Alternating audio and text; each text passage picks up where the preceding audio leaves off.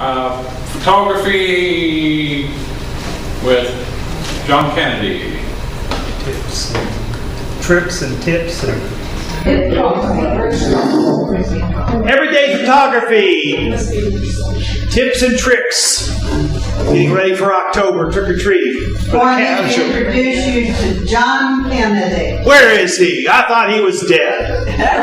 Okay. One of those rumors. Yeah. He's on his way out. On his way out. He left the room. For the casual digital image photographer, if you're expecting a presentation for experts, then you get up here and do it.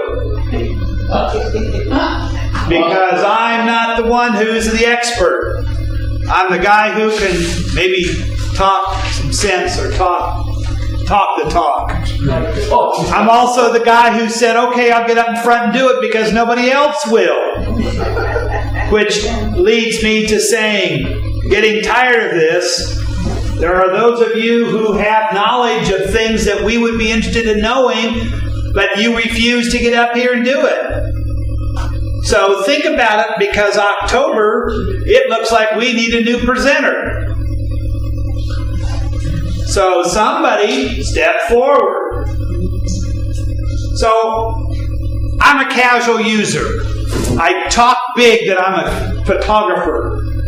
But I'll tell you that I haven't picked up my good camera probably in 6 months, because my smaller camera is easier to take on a trip. I'll also say that my big camera, which is kind of what, I bought it, kind of the top of the line before it crosses over to the DSLR, the cameras that I can't afford, but it is the top line of camera without the lens changing.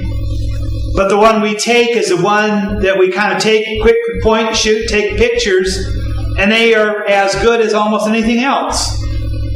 So I keep talking about, boy, it'd be nice to have one of those big fancy cameras like Bob Porter has. But I don't think I'd take any better pictures with it than I do with what I've got. You haven't seen my new camera yet. I've heard about it, and October.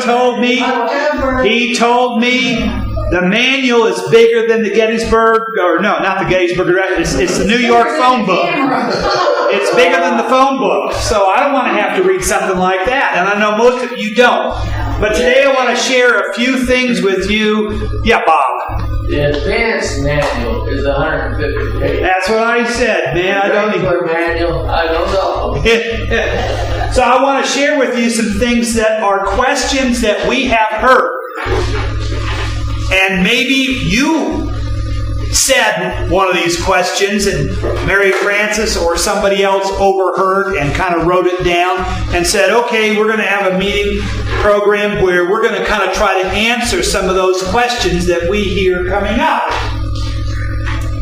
So what we kind of hope to be covered in this program today is talking about picture sizes or image sizes, because that's a question that we've heard floating around or calling around, but not posting. See, I'm going to be an acid day. We have a web board where you can post questions and get answers, but nobody does it. They just ask questions and drop them, and then they aren't happy because they don't get answered. Well, if nobody picks them up. Did I get all the other ones back on the last one? Back page. Too dark. Oh, best uses, waiting for that perfect picture. Transferring. How do I get the pictures off my camera and what to do with them? Where do I put them? What should I call them? What do I do with them once I got them there? I don't want them anymore. Now what do I do with them? And if there's any questions or any time left, maybe we'll have questions. And we do have some people who I consider much more of a photographer than me. Oh, you think the light's going to make it better with my eyes? Yeah. Let there be light. Let there be light. Okay, picture sizes. The biggest thing that is confusing to people is that there is two different tracks. There is the size of your picture and image, which is different than the size of your file. So you have a picture that has a size, and you have a file that has a size. And people get all kind of confused about that. So anyway, the big problem is that the picture or image size is measured by megapixels, but the file size is measured by megabytes. And a lot of people get those confused back and forth when you're talking about it. But images, megapixels, file size, megabytes.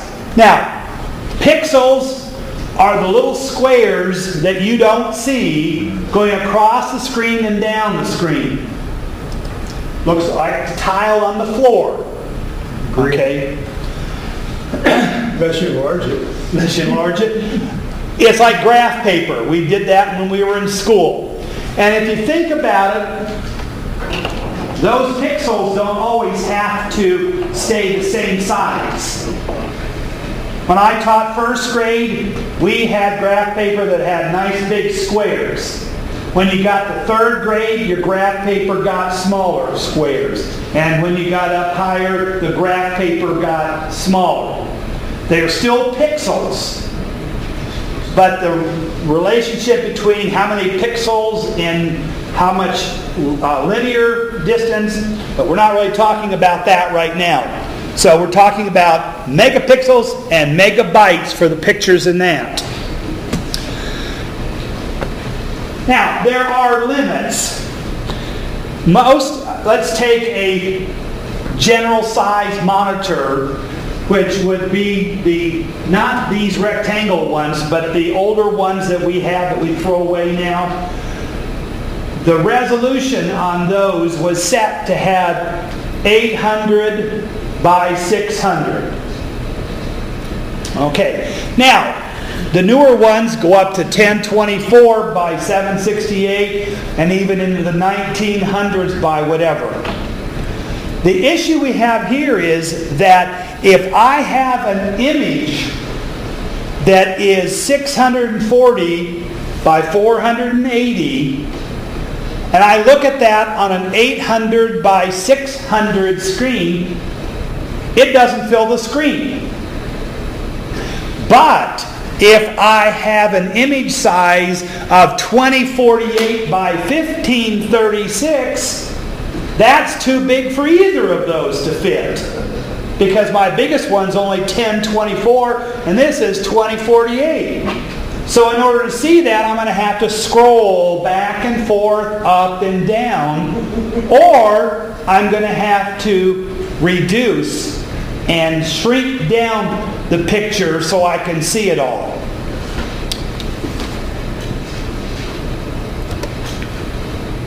Is that easy to do? Your computer will almost do it. I'm going to show you on mine at some pictures, and I've taken some pictures at different sizes, and when you see them on my screen, they're all going to look the same because the computer will automatically shrink them down so they fit my screen. The way you figure out megapixels is math. So if you don't like math, I'm sorry, we have to do everyday math. And you just multiply them together. So an 800 by 600 comes out to about 480 thousandths. So we round that off to megapixels. You have to move your decimal places. So that's not even a half a megapixel. The 1280 by 800 multiplies out to a little over 1. The 1600 by 1200s, a little bit under 2. And the 1920 by 1080 is a little bit over 2. What I'm just showing you is that if you have a picture that your megapixels are bigger than your screen, it's overkill. Now, let me see if I can get down. to my samples here. September program.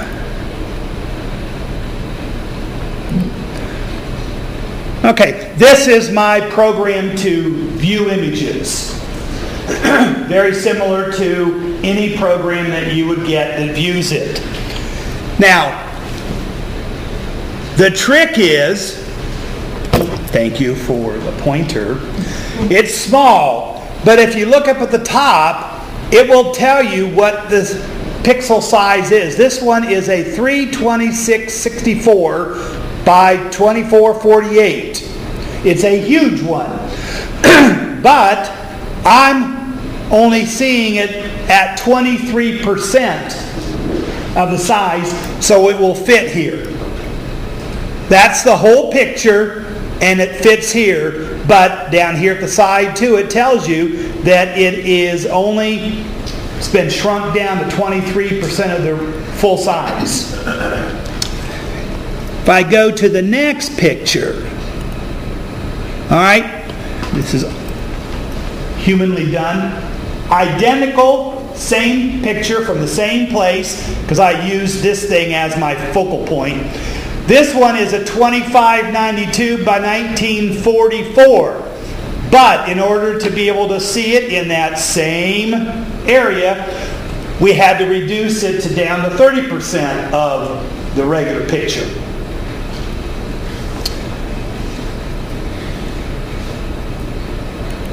Same picture. And I'm hoping that you look at that and say, looks the same to me. There's nothing different. I'm sitting right there at the table. But now we're at 2048, 1536, but we only had to shrink it down to 37% to get it to fit in here. And my final sample. Ooh. If you look at the top, this one is a 640 by 480, and that is the 100%. It is the actual picture at its full size, and it doesn't fill my screen. So 4 pictures, all the same, but they're not the same because of the pixel size. So I'm just going to go back to that first one. 1, 2, 3, 4. This is the one that's down at 25%. Okay? It's set to say fit. I'm going to go to the regular picture. So if I click on full size, that picture is so big, you are going to see everything except when I scroll. And there's down, and there's up, and there's left. And somebody said, how did you do that? How did you do that? I know how to go up and down. I can roll my wheel. How many, right? And here's cute. My program even shows me in an outline where I'm viewing. So watch again. See how it'll pop up there? See that little gray? You know, neat. And people say, well, I know how to do that. I'm going up and down. I've done that. But I don't see a scroll bar. Do you see a scroll bar? But how am I doing that? Magic. Some of you probably never knew, because I didn't know in the beginning, that a lot of your mouses, if you bend, push to the left your wheel and push to the right, it scrolls left and it scrolls right. Roll it up, roll it down, push to the left, push to the right, stand up, sit down, fight. Okay. All right, so do you get the point? Those 4 pictures were the identical picture. I did not move. I stayed in the, I was sitting down so I could get that right focus. So that's 4 pictures of the same thing, but those are not the same.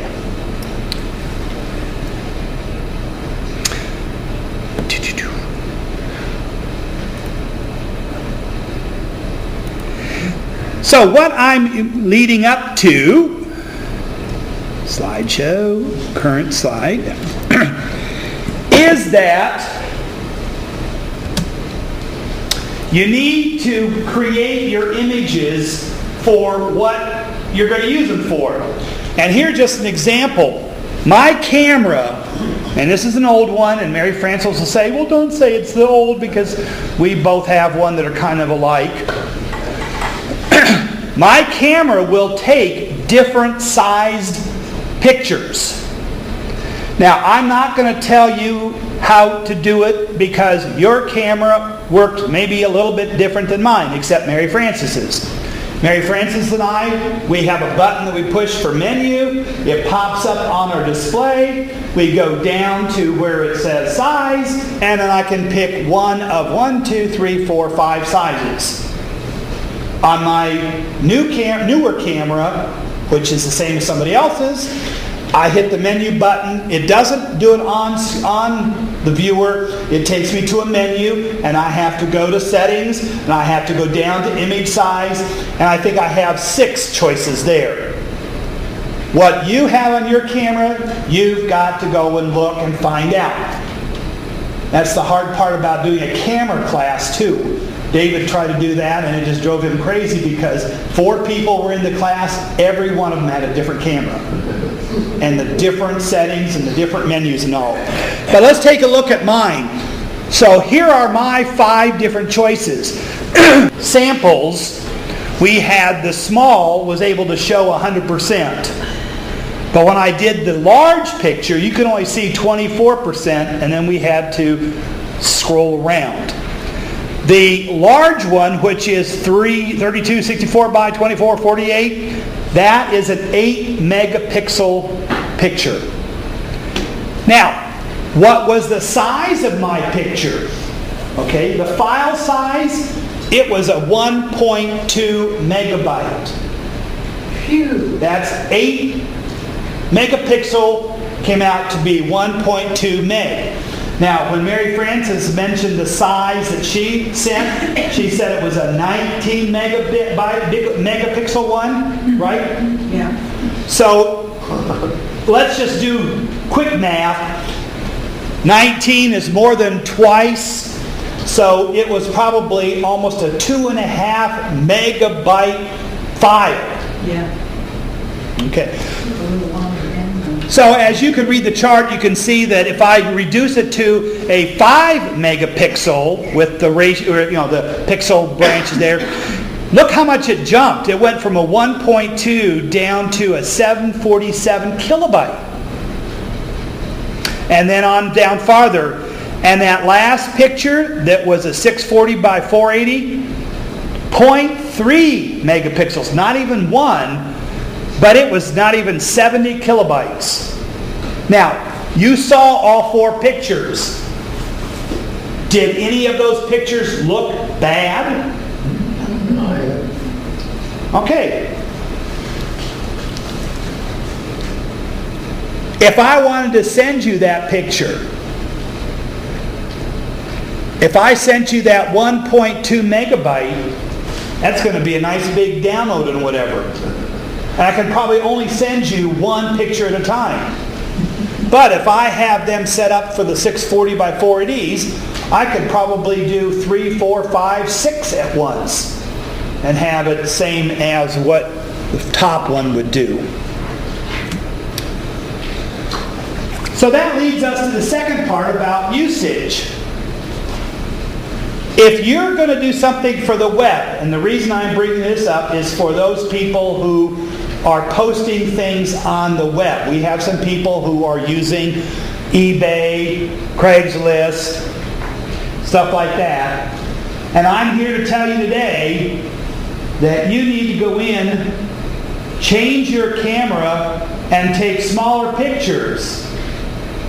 Because there's no need to waste your camera taking these big, huge pictures. Because remember, if I'm on the web, I have maybe an 800 by 600 screen or a 1024 by 7 something 8. If you send me anything big, I have to shrink it down to make it smaller. or I have to make it big and I have to scroll to see it. And if I shrink it down, then the picture gets small and I can't see the details as well. Or I have to scroll around. So, why do that? If you want somebody to look at a product that you have, put it on there. Okay, make it so it fills the screen, but don't go bigger than the screen. People get tired of having to scroll up, down. Email attachments. If you're sending somebody a picture by email, what are they going to do with it when you get it? Are they just going to look at it on their screen? So again, doesn't need to be anything bigger than the 8x6 or the 1024x7, whatever. Now, I will say that if you're going to be printing out pictures, that's a whole different ballgame. Because the way it prints and converts to inches and pixels per inch and all that makes a difference. Because if you take a too small image and try to make it big, that's when it looks squarey. And that's because we don't really see it, but when you first use the paint program, it's called a bitmap, it paints little squares. And when the squares, remember we talked about graph paper? When the squares are real tiny, the picture looks pretty good. But if you take that same picture and make it spread out to fill a bigger area, then you all start to see the big little jagged edges of the squares. So if you're printing out, then you've got to go by what you're doing. So, sending through email, 640 by 480 is fine. If you are viewing on a web, 480 by 680 is fine. If you know that the people who you are sending your stuff to are all using an 800 by 600 screen, then you can make one that's that big and it will fill their screen. But remember, you can't fill their screen because you've got toolbars across the top and whatever across around it, so it might not. And maybe it's 1724. My laptop is a 1024 768, and that's the size. But I can change that. If you're editing photographs, you want it to be as big as possible, because editing means I am removing things. So you want to have lots of stuff so that you can take away things and still have a good picture. If you have a small picture to begin with and you take stuff away, it's going to make that picture even smaller. So here's an example I found. If you were printing things, if you were going to do a 4x6 printout, a 640 by 480 is enough. If you're doing about a 5x7, the 1024 by 768, and if you wanted to do an 8x10, 1536 by 1024. Now, let's quickly go back. I'll do it this way. Go back.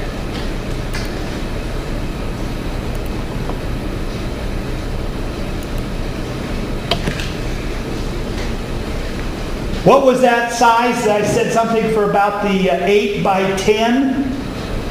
15 something? So, do I even need to take an 8 megapixel picture? No. I could probably get away with a 3 megapixel picture will produce a nice 8x10. Now, if it's going to be larger than that poster, well, it's going to get stretched if I have to make it bigger. Then I could go to an 8 megapixel. My other camera goes up to 14 megapixels now. That's enough for a wall poster. But if I want to do photo editing, that's going to be good because it gives me lots of material to be able to remove things, crop it down, cut out, ink or whatever. Okay. Oh, there's my next one. So if I was doing a 16 by 20, 16 by 1200, or Still, my old camera can take a picture more than big enough. And even for a 20 by 30, should be at least that much or more. Wallet size, if you're going to just print out wallet, 320 by 240, they said, could be small enough for that. Any questions on that? So the idea is, know your audience and then upload pictures. You might have a website that you're sending to that has limits. I went crazy one time because we wanted to put up a little character for one of the web boards I was on. And I kept sending it and they kept rejecting it. It was too big. So I finally kept shrinking it down, resizing it, because all they wanted was something this big. So that something even less than 640 by whatever it is was more than enough. And so if you're posting it. All right, talking about the perfect picture. Or any other questions about picture size? The other thing too is the bigger your picture image size, the bigger your file is going to be. Now you can compensate by compressing, squeezing it together, but then the quality isn't as good as before. Perfect picture. I know people that get set up, get their camera all ready, because they're going to take that perfect picture. But that perfect picture may come before you're ready or after you were ready. And with the cameras that took film, that was one thing, because you had to develop that and it cost money. With a digital camera, there is absolutely no cost to taking pictures. Take hundreds. Take as many, and then you might find out, oh, there's that perfect picture I was wanting. It was before the one I thought it was going to be. So with a digital camera, take as many as you can. And then all you do is get rid of the ones that are no good. It's much, much better to have pictures that you don't need than to not have the one that you need. So don't try to wait for that perfect picture. And I heard Bob said it before, and he does a lot of picture taking. You can't wait, because the moment that one comes, your camera might stick or something might come in the way or whatever, and then you've lost that perfect picture that you've been waiting for. You're waiting for the sunrise to come up. Well, you start taking pictures before the sunrise comes up, and keep taking pictures until you think you're past the time. And then you might find, in this big list. And that's what David Clement has taught us in our computer class. The people who go and work for National Geographic, and you open that picture and you see that beautiful picture taken somewhere, well, that one picture was probably one picture they kept in 1,000 that they threw away. Now, back in the old days of film, that cost money. But we nowadays don't have any of that. Oh, also I jumped, past with the cameras. Our phones, the cameras in our phones are getting so good that I've taken pictures with my phone just as good as what would come out of my camera. I didn't have to carry something else around. The iPad. I took a bunch of pictures. I went for a month, and we were gone in Colorado, and I probably used my iPad more than I did my big camera. One thing, the big camera is heavy, that iPad. I took the iPad to the zoo, and I was switching back and forth, and I was amazed at how great I got on that iPad of the animals. I mean, gorgeous pictures of the zebra and the giraffe. Amazing. Now, granted, if I was a professional photographer and stuff, the professional cameras would probably get the better picture. But I'm not the professional photographer, and like Georgia said, you know, I carry my phone on my belt. I don't have this phone or this camera and this bag and all that stuff, and I've taken pictures, and for the most part, the stuff I've taken, it's been good. Even some of your phones can adjust the size and take many megapixel pictures and little pictures. So check your phone, find your manual, find out, can I change the image size? And if you're taking pictures that you're going to be posting on Facebook and stuff, there is no need to be taking multiple megapixel pictures because it's too big to go up there and people are going to get tired of scrolling and all that sort of stuff. So change the size. I always thought, man, big, going to take big pictures. Only big pictures if you're editing. Then you need to have that. All right, so now the question. I don't think it was pretty much set for the don't wait for the perfect picture. People say, well, how do I get my pictures from a camera to the computer or whatever? Well, in the beginning days, I used a cable. And I've had 3 cameras over my lifetime, not counting the phones. And the very first camera I had a cable. It's not this one. And so I used it. And that's because the camera itself used a type of card that you couldn't put. It was like wafer thin. And so there was no place to put it anywhere. You had to use the cord.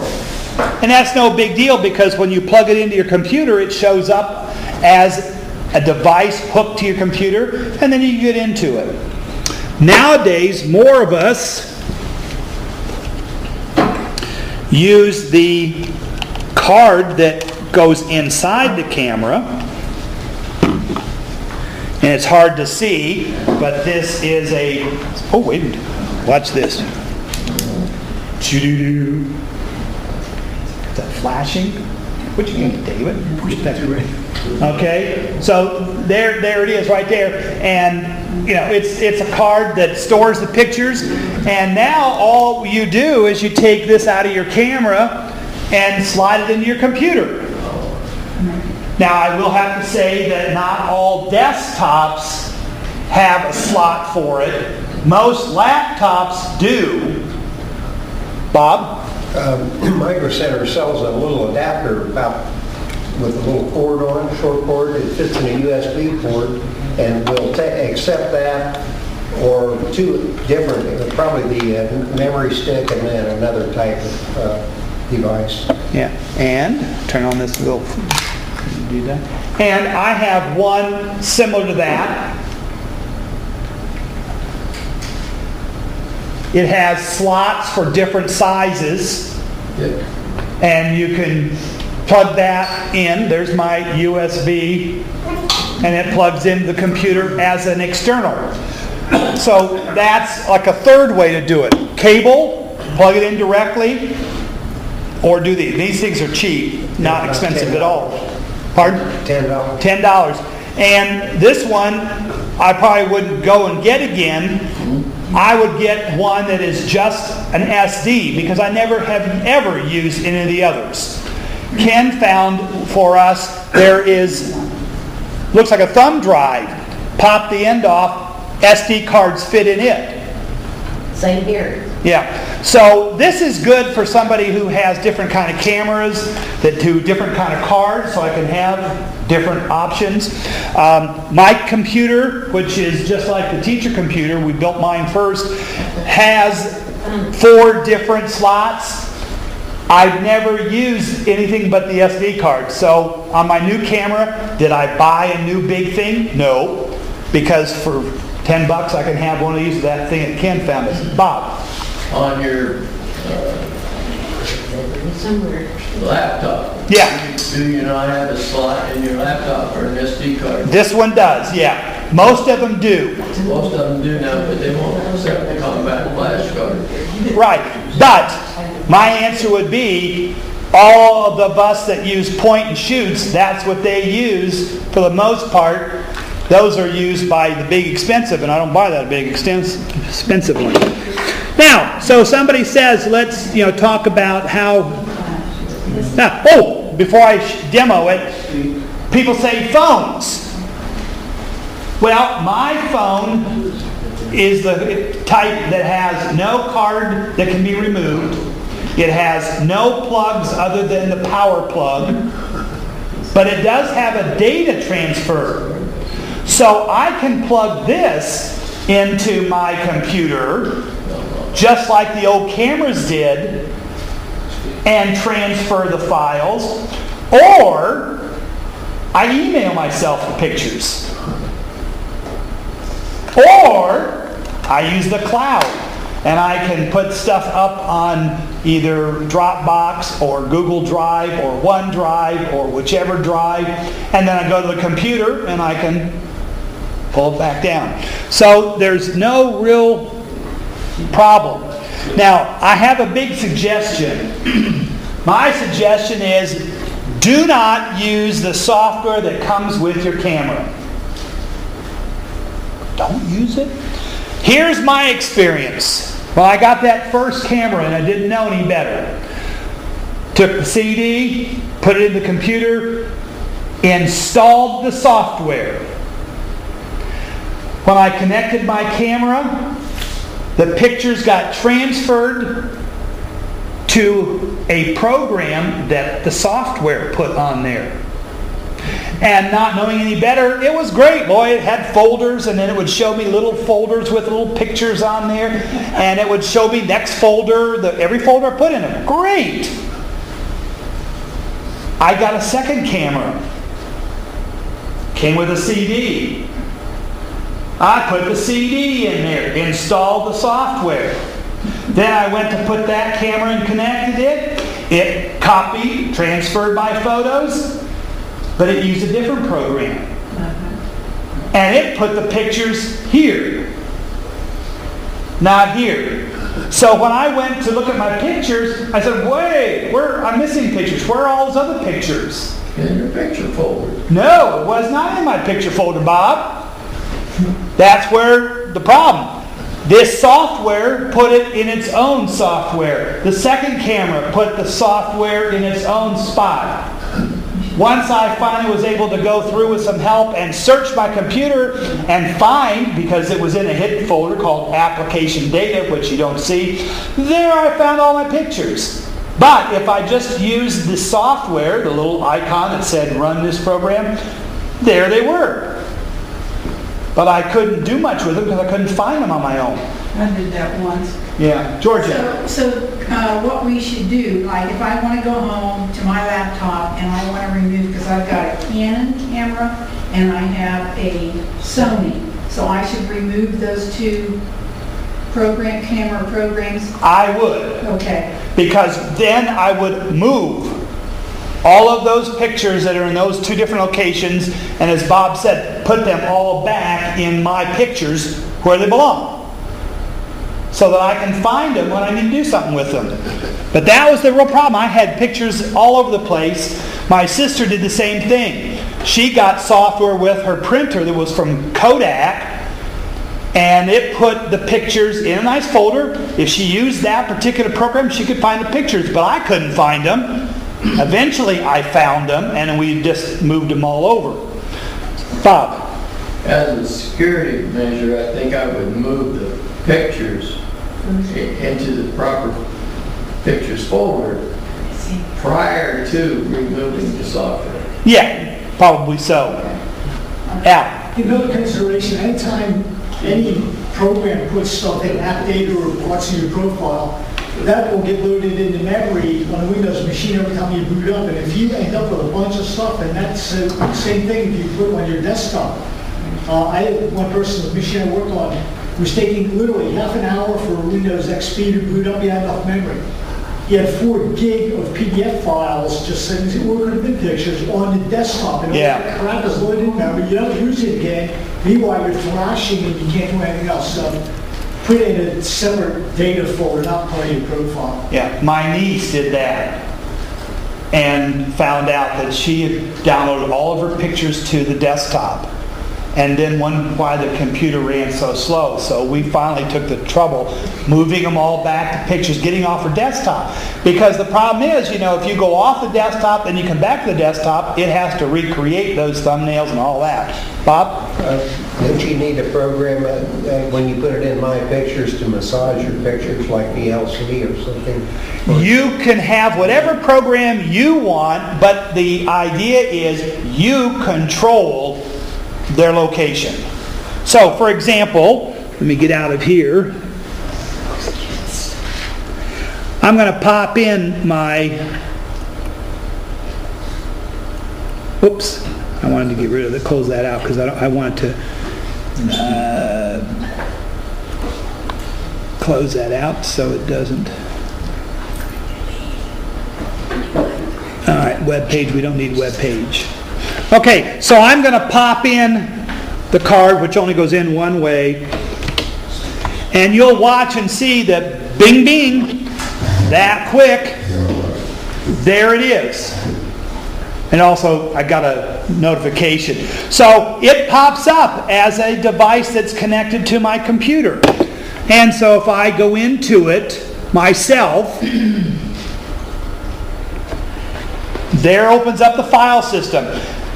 You might get a screen that pops up and says, what do you want to do with this? Do you want to open it up? Do you want to transfer the pictures? That's a worry that I have with using Windows, is it wants to do everything for you.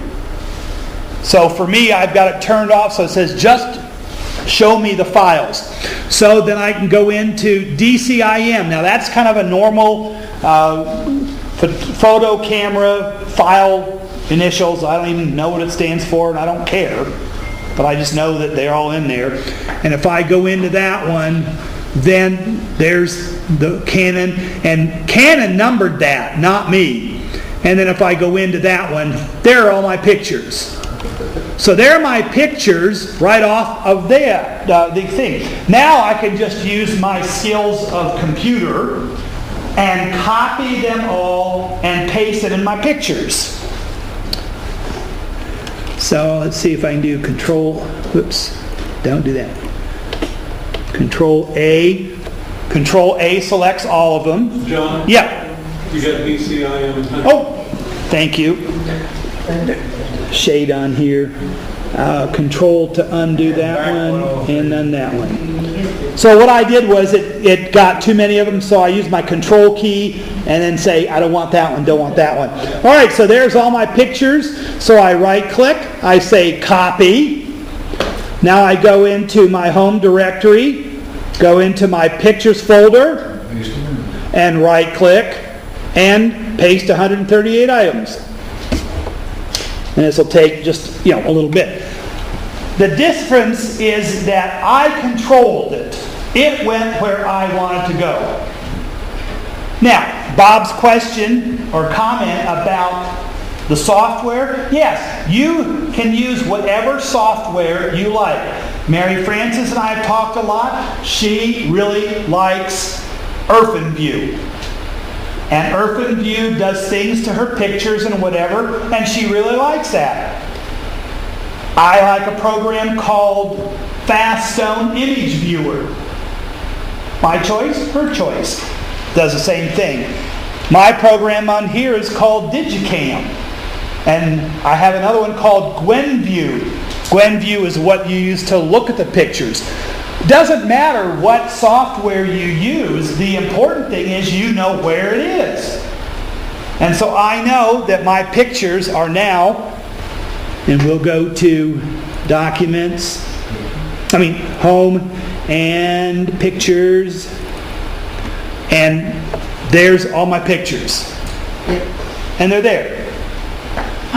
John? Yes. I'm kind of fussy. I would not want all those pictures like one by one. I would want them in a folder. Okay. Like, where I took them or the date that I took them. That's our second step. Okay. First step is we have to get them to the computer, and you can do it by plugging your wire in, plugging in your card to your device, external whatever.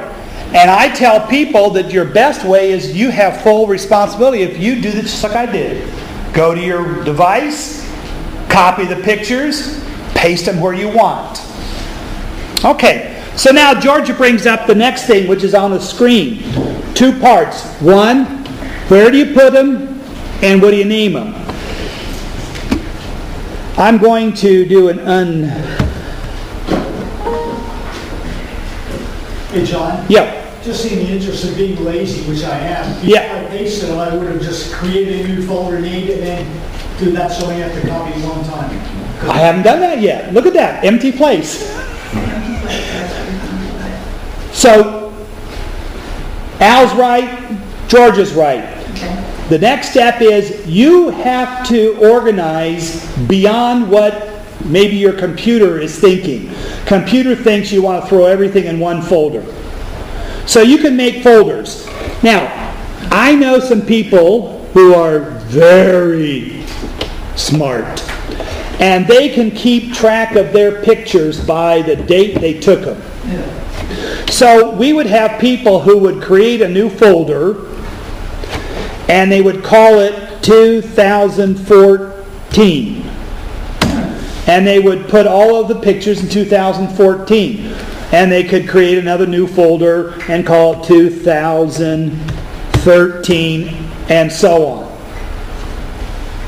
Now, we have those people who say, well, I don't want all of my 2013 pictures in one folder, but I can make new folders for each month. And they might call this Jan, and they might call this one Feb. Now, I will tell you that that's not the best way. Computers like to put things in alphabetical order. So if you create your folders with your months or short version of your months, the next time you open them up, as it already has on mine because it did it automatically, April and August and December will be at the top of your list. And January will be towards the bottom. And September, yeah. So my recommendation is that you create it with numbers. And you could do it where you do 01_Jan. Because the 01 gets put in order before alphabet. You wouldn't have to necessarily put _Jan, but my mind, I know certain months are certain numbers. I'm not a master of all of them, so I do it this way. Here's the other thing I'll tell you too. You'll notice that I did it as 01, not just 1. And that's because computers aren't as smart as they think they are. And they will number things according to the actual number. So if you just number 1, 2, 3, 4, 5, 6, 7, 8, 9, 10, 11, 12, 13, 14, 15, 16, 17, 18, 19, 20, 21, 22, 23, 24, the computer will put it in as 1, 10, 11, 12, 13, 14, 15, 16, 17, 18, 19, 2, 20, 21, 22, 23, 24, 25, 3, 30, 31, 32. So if you want to prevent that mess up from happening, and yes, who learned that the hard way, you will name it 01, 02, 03. However, if you're going to have more than 99, and you're going to have numbers 100 or higher, 001, 002, 010, 020. Until you find out for sure how smart your computer is. If your computer is smart enough to know those leading numbers, they might put it in order, but I've run into that kind of a problem. So anyway, so somebody will do that. And inside their year, they have their months. I can't do that. I can't remember what month I took some pictures. Vicki? Yeah, just a question to throw out. If you had 01 January 2011 and 01 January 2014 in different areas, is it going to stay with the year or is it going to stay with the January? If they're different areas, if they're different folders, they stay under their folder. But they happen to be set in the same folder. If they're in the same folder, they will be in alphabetical order, first by 01 Jan, and then the year. So if you're doing it by separate folders and month date, I would strongly suggest considering 2014_01, so that it stays alphabetical by year, then month, then date. Now, some people I know might do something like this: 2014-01-23. They just one set, don't want to have dashes and dots and whatever, but they know that the first 4 are the year, the next 2 the month, and the last 2 the date. That way they stay in chronological order from the oldest to the newest. But, as some people pointed out, I'm not smart enough to do mine by the date it was done, so I'm probably going to do it by my trip to Vegas in 2012. That's what I do. That's what I do. Okay. Here's the kicker. Slideshow from where I am left off. In the pictures folder of your home directory, that's the best place. The software kind of moves them. And here's the kick. This is the bottom ultimate. By whatever makes sense to you. It's your file system. You are the one that's going to have to go and look them up. How are you going to be able to remember where something was? Now, of course, I'm not even going to talk about another feature of photographs, and that's called tagging. I'm not even going to mention it. And if you ask me anything about tagging, I'll say, I never said anything about tagging. Name it what makes sense to you. If you are somebody that can do it by date, great for you. If you're somebody like me, we're going to give it some verbal remembering. Okay. However, inside of that, there might be some dates or months or whatever like that. Any other questions on that? Bob? If you screw up and you get a folder in a folder, how can you easily get rid of one of the folders without losing all your stuff? In Windows or Linux? It's easy. All you do is right-click, copy the folder, or cut. I don't ever cut. I copy first. Copy it, paste it where it's supposed to be, then go back and delete the wrong one. You can, if you are good enough with dragging and dropping and you have 2 different screens where you have the old place here and your tree here, you can drag from one to the other and drop it where it's supposed to be. Not hard at all. Not hard at all. It's when a whole bunch of pictures are in the wrong place that it takes a little bit of time. One other question I might have is cameras have the capability of taking a motion picture like. Mm-hmm. How long can they run before they shut down on that? Until you run out of disk space? Or? 2 choices. Runs out of disk, runs out of battery. And just like with the list I had for your picture sizes, my camera will tell me if you use 8 megapixel, you can put 100 pictures on this card. If you use 3 megapixels, you can do 500 pictures on this card because it knows the size of the card. Same thing with your video. If you switch the video mode, it'll say, okay, you can put this many minutes maybe on this card. And then you know how much it is that way. And you can, of course, get bigger and bigger cards to put more and more on there. But then, like I said, the battery that wears it out. good questions on there. He didn't ask about tags. Mary Frances. Would it be too lame to say, do not be afraid of your owner's manual? What's that? What's a manual? True. It does give you your answers. If you can't find somebody who has the same camera that you have and can answer the question, yes, go to that manual. Go to that manual. What do you do next with your pictures? Okay, you got all these pictures on your computer. Run through this real quick. You can send them to your family and friends, post them on social media, or upload those to eBay, Craigslist, thank you. Facebook. You can edit them to make them look better or get somebody out of the picture that you don't want in the family anymore. You can print them out. You can create slideshows. We have somebody who does a lot of that. She goes on vacations, takes bunches of pictures, and then she puts together discs that are slideshows. If you are emailing, a quick thing, people say, well, how do you do that? We have an email class that starts up October 7th. But it's pretty simple.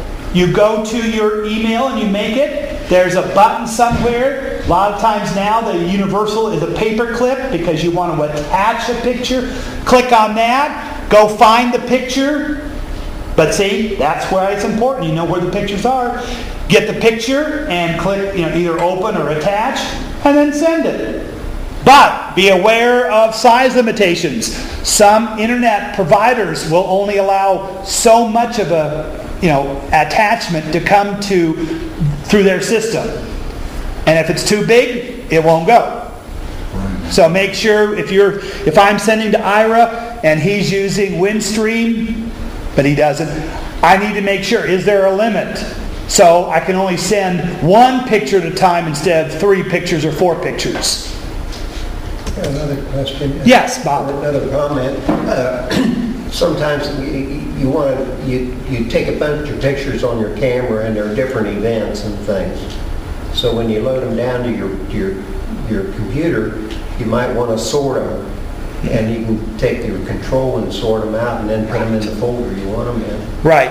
Very easy. A trick that we learn in like photo digital imaging class or in a computer class that we offer, that you can select groups of pictures or individual and then move all of those at one time. I'm also not going to get into the part, but I can rename them. Did you notice that the computer named my pictures image 1, 2, 3, 4? So before I moved them, I might group the same as you, like a group moving. I can rename them, give them a name, and then the computer will say, okay, this is Vegas trip 2013, picture 1, 2, 3, 4, 5. Renames it. It's not hard at all. Yes, Bob. I have 3 or 4 cameras, maybe more, and they all number the pictures. So when from camera A, there's a block of numbers. Camera B, same block of numbers. So you get kind of screwed up. So you want to put them in different folders and sort them out. Right. Mary Frances? John, how do I select the 5 pictures I want out of that long list? Are they in the row? If they're in a row, you click the first one, hold down your shift key, click the last one. And that will highlight all What if between. they are not in a row, John? If not, you click the first one, Yes. hold down the control key, Oh, and then keep tapping which ones you want, and then it keeps adding as long as you have the control key down. oh, that's interesting. Then right click on one of them that's highlighted, copy, and it knows to copy all of them that are highlighted, and then take them to where they want and paste them. Or you can do the same thing with renaming because you're doing a group selection. Running out of time. Okay, now I don't want them anymore. What do I do with them? The simplest, easiest thing is it's a file. Right click, delete. But I would say back them up to some device. Ken has a new way that he taught me with camera. The digital cards are so inexpensive now that he fills up a copies off of what he might need to do something with, and then he takes that little card and stacks it somewhere, and then puts a brand new card in. He never reuses it, because he got to go a lot of trouble to reuse it and stuff. And now he's got a backup somewhere located. Some people will do it back up to a hard drive. Some will back it up to the cloud. Some will back them up to a CD or DVD now. But I would do it because you never know when you might need it. You might have pictures of a relative that dies, and boy, there have been some great pictures that you wanted to have for the memorial. But you just didn't think you need them anymore. I talked to somebody at Wendy's the other day. They were talking about junk in the house. He still has his parents' wedding license from 1911 or 1912. You're going, why keep that?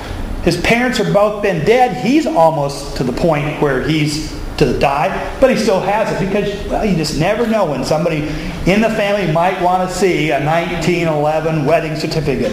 So he's still got it. But my thing would be now, scan it. Because then it stays forever and you don't have to worry about that.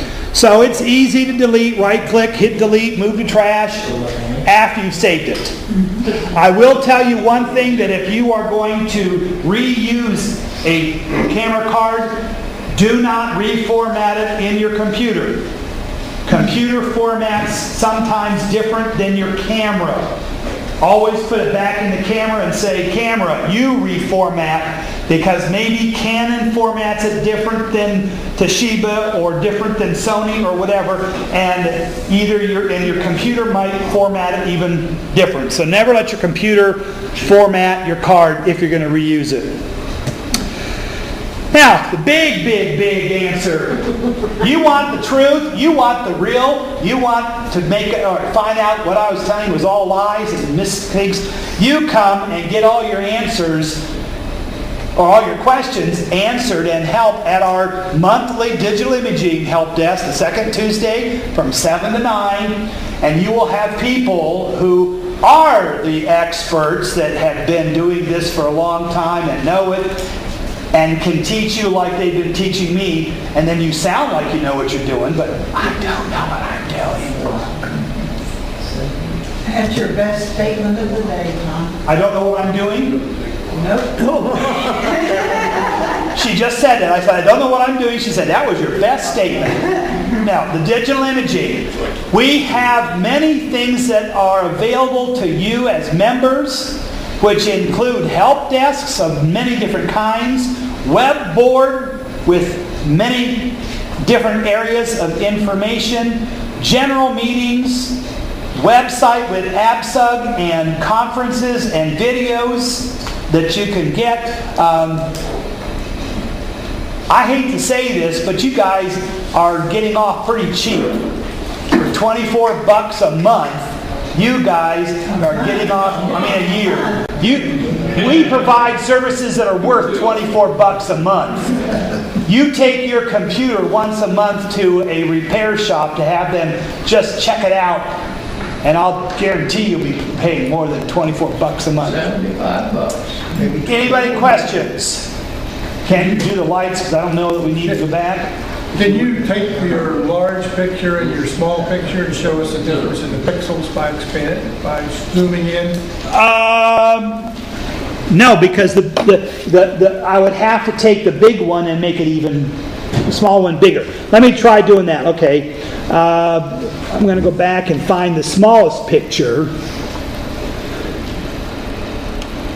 1, 2, 3, 4, 5. Okay, there's the smallest one. There we go. Well, you can see those squares. Okay, there's... Back it off till you get the first noticeable pixel. Right along in there. Probably about there. Okay, what do you got?